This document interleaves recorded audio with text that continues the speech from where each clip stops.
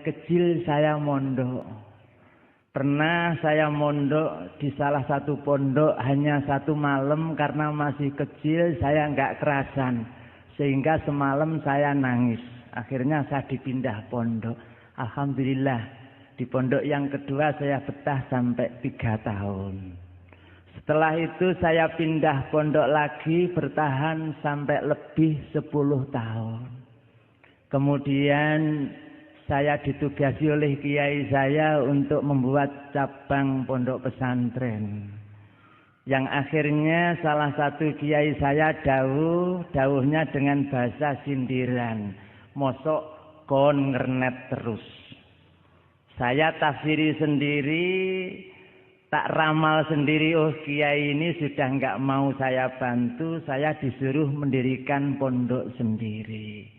Kemudian saya rintis sebuah pondok pesantren yang oleh salah satu kiai saya diberi nama Pondok Rahmatullah. Kemudian salah satu santri yang nyantri di Pondok Rahmatullah ada yang dari Kecamatan Wonosalam. Dan itu yang menyebabkan saya sempat bingung. Mengapa demikian? Dikala saya diminta untuk membacakan sebuah kitab Bulughul Maram, saya berusaha menerangkan dan menerjemahkan sesuai dengan asbabul wurudnya, juga tak buka. Dikala itu saya yang punya baru yang namanya Subulus Salam. Setelah tak terangkan sesuai dengan hadis, dengan nahwu, sorob, dan mantek balaghahnya, kemudian tak praktekkan kalau wudhu adalah dikala itu bahas masalah ngusap kepala. Saya contohkan dari depan ke belakang, sudah cukup. Dari depan tangan 2 selesai. Kemudian yang kedua dari belakang dikedepankan lagi. Yang ketiga dari depan langsung telinga, dan ini yang saya pakai. Saya pulang sampai di rumah bingung sendiri, loh.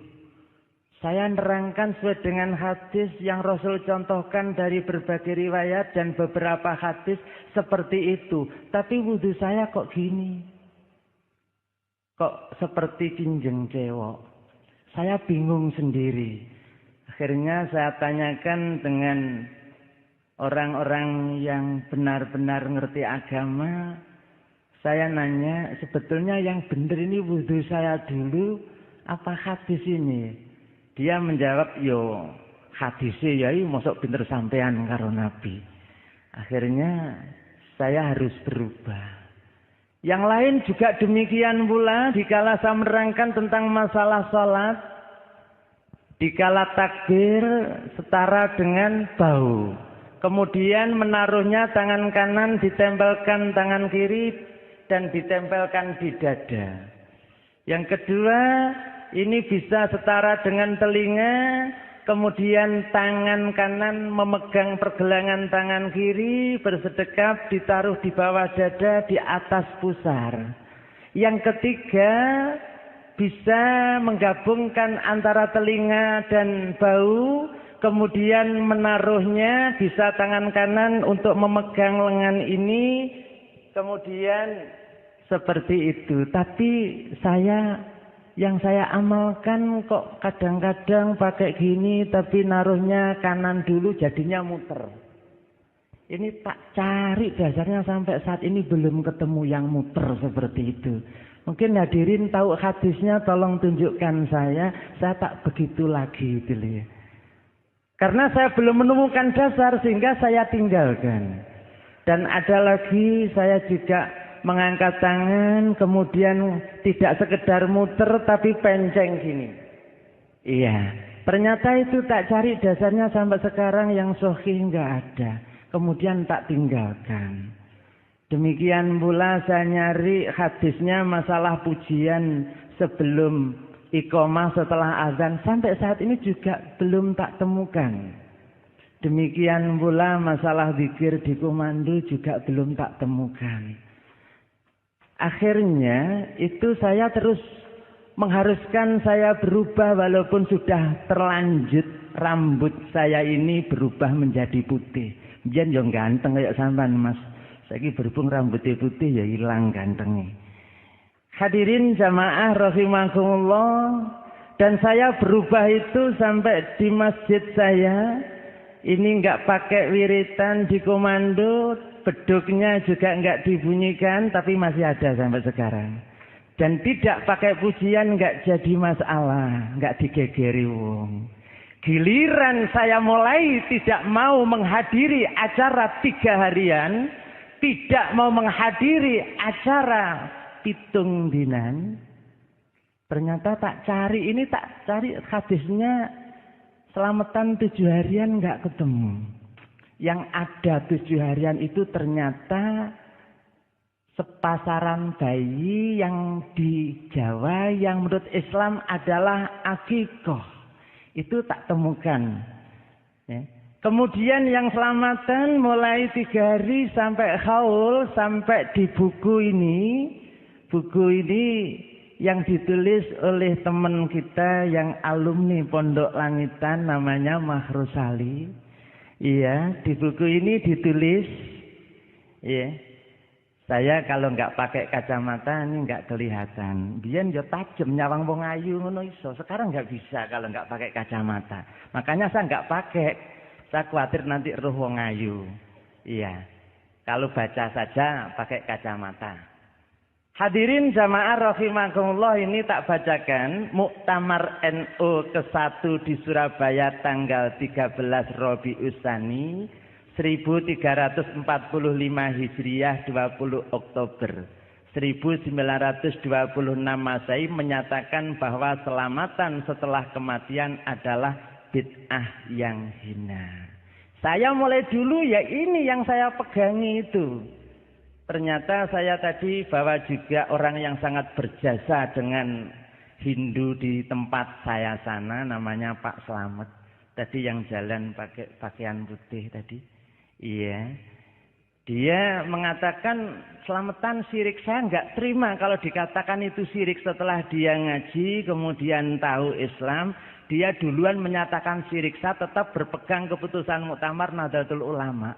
Bahwa karena saya dianggap bisa, kemudian saya pernah menjabat Khatib Suriah NU di Kecamatan Kandangan.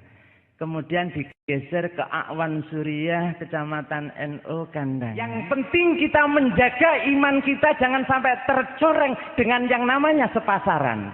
Jangan dengan yang namanya selapanan, dengan namanya bancaan tiron, dengan namanya tingkepan, dengan namanya telung dinan, pitung dinan, 40 hari. Peringatan kematian arwah leluhur kita, pendak pisan, pendak pindu, sampai sewon, sampai sing kaya Islam itu namanya haul. Nanti mudah-mudahan Ustadz Abdul Aziz memaparkan itu sebetulnya di Weda apa di Quran. Saya nyari di Quran sampai saat ini belum saya temukan. Di hadis-hadis tak cari. Gelebekan sampai detik ini belum menemukan. Panjenengan harus ingat syarat masuk surga adalah hanya 2, iman dan amal soleh. Kalau iman dan amal soleh sudah ada pada kita, ini jaminannya surga. Asal kita tidak melakukan sesuatu atau mengucapkan sesuatu yang menjadikan batal Islam kita, syahadat kita, iman kita. Wa amilus sholihat, syarat kedua amal sholih. Jelas amal sholih itu amalan-amalan ibadah yang mencontoh amalan ibadah Rasul itu dinamakan amalan sholih. Tapi amalan ibadah walaupun banyak yang mengamalkan, termasuk di sini di buku ini ditulis tahlilan, istighosan dan ziarah wali, ini walaupun banyak yang mengamalkan, tapi ternyata Rasul tidak mengamalkan, berarti amalan yang salah. Demikian yang saya sampaikan. mudah-mudahan nanti kita bisa menindaklanjuti apa yang kita bahas malam ini, dan harapan kita sama-sama berdoa memohon kepada Allah seiring dengan pengajian yang ada ini, Allah berkenan mencurahkan, memberikan hidayahnya kepada kita bersama. Amma ba'du fa inna asdaqal hadithi kitabullah wa khairal huda huda Muhammadin sallallahu alaihi wasallam wa syarrul umuri muhdatsatuha wa kullu muhdatsatin bid'ah wa kullu bid'atin dhalalah wa kullu dhalalatin finnar.